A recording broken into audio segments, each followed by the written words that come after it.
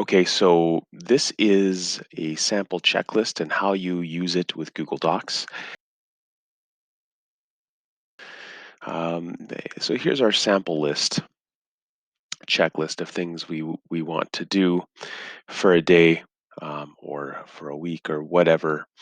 And so we want to start here, and then we want to highlight our list. Okay, and we're going to choose the boxes.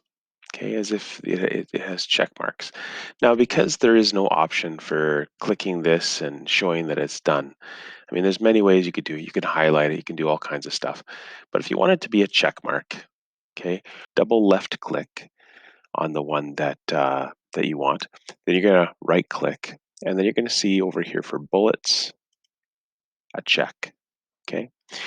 So then let's say we did our math homework. That's all done, right? So you'll notice when you check once that it will check everything, but if you check again, it'll just the second time it'll select that one.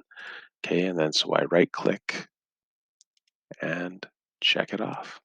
And so that is how you use a checklist in Google Docs.